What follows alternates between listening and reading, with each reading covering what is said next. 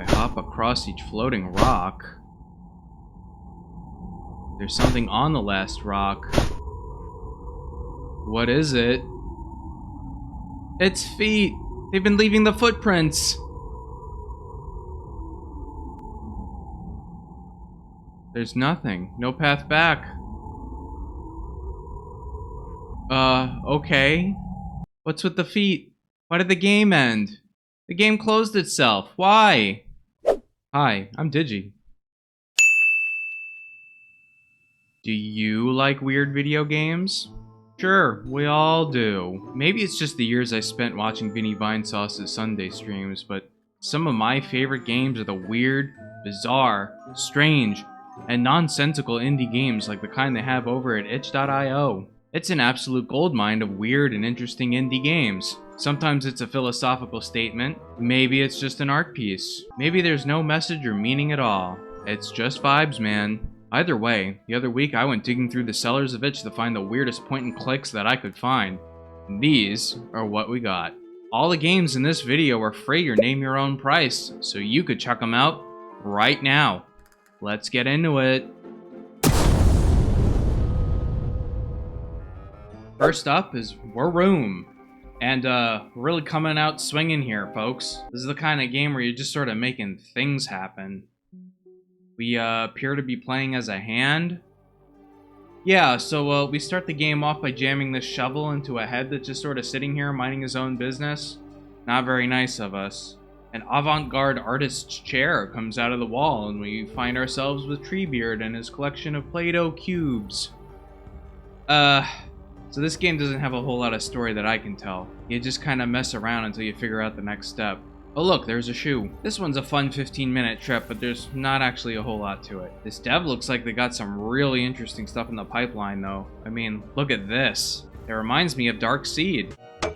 Hey, you missed, pal. Regardless, Wurroom is a fun little experience, so check it out sometime. Second game. Please touch the artwork too. I've never so much as even seen the first one. I don't know anything about it. Don't ask me, because I don't know. This game has you play a skeleton man who lives inside a bunch of paintings. Your task consists of collecting a whole lot of something, like these bottles, or these cats, and fixing tears in the paintings. It's a nice comfy game, or it would be if not for this shifty fellow.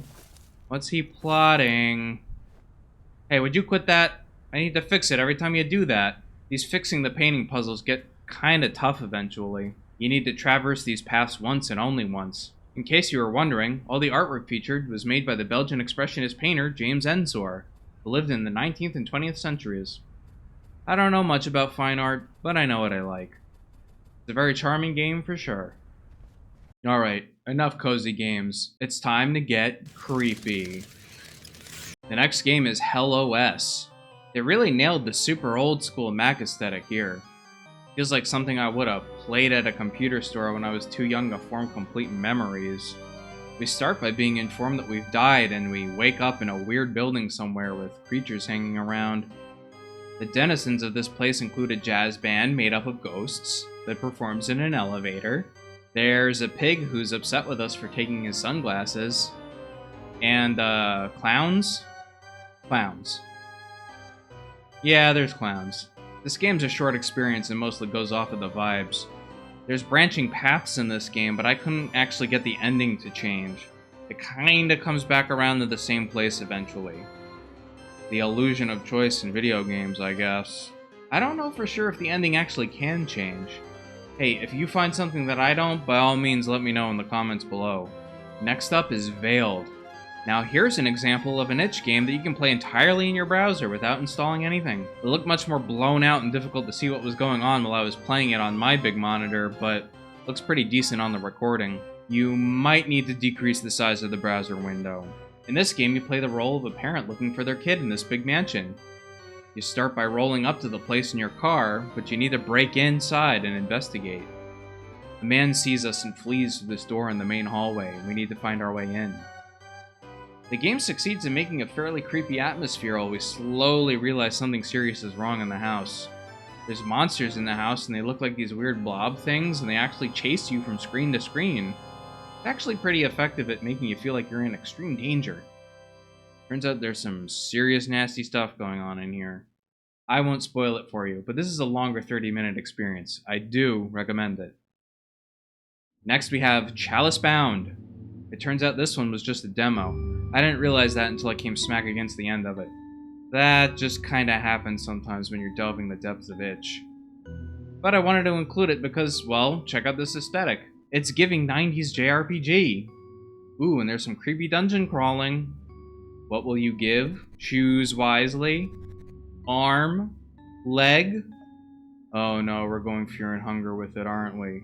Ooh, no. No. Ooh. There's some nice creepy stuff going on here. I'm not really sure if the full game ever came out, but I'm into it.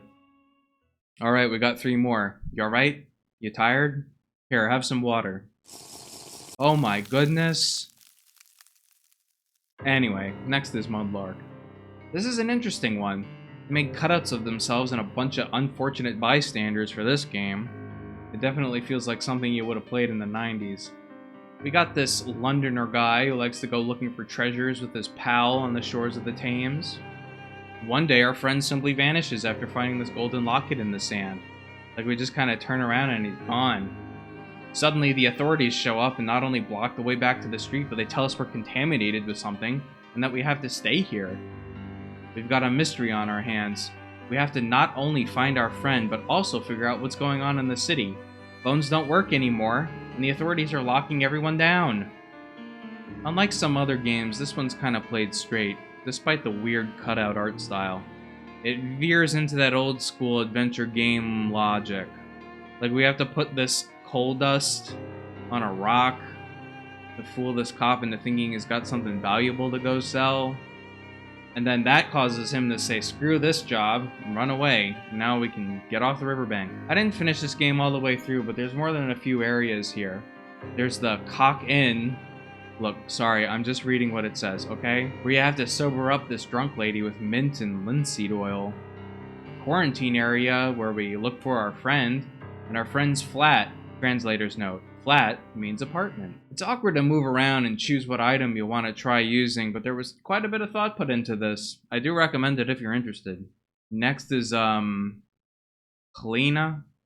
Hlina? Look, I don't know, man. Anyway, I love the aesthetic of this one. You go into this house to see who I can only assume is Hlina herself. She wants to feed her 3 pets, but she can't find them anywhere. Sure, I love going into people's houses and doing their chores for them. When we finally do get to one of the pets, this happens.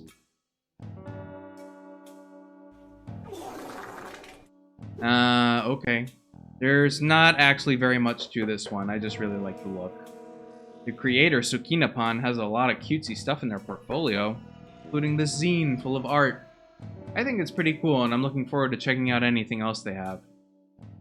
Alright, last one. It's called Feet in the Snow. This one's a bit of a fever dream. We play this woman recounting a dream to someone, maybe a therapist. We walk through the snow, looking at weird stuff on the ground, like this scarf that feels like flesh. And, this. Eventually, we come to this building in the middle of a frozen lake. When we go inside, we're greeted by some kind of weird hallway lined with shops. Jennifer Lawrence here tells us she might know the way out if we do a bunch of things for her first. So we go back and forth, the shopkeepers and the various other people just kind of hanging out here, trying to figure out our way through. This is another game that mostly goes off of the vibes. There's not much of an actual story that I can tell, but I don't mind, I think it works. Once again, I gotta call out the aesthetics here. It looks pretty damn cool. Look, the cursor is a severed hand. This is another fairly short experience at 30 minutes, so I recommend this one if it catches your eye. And also there's feet. Ew. So, there you have it. 8 games that you can play right now. I mean, like, right now. I had a lot of fun doing this, so I think I'll do another one as soon as I can. Hey, if I entertained you in any way, please consider subscribing, or even better, come see me on Twitch sometime. I love streaming weird and unique games, and I do theme nights as often as I can. Hey, do you know a weird game that I might like? Let me know in the comments below. Alright, see you next time.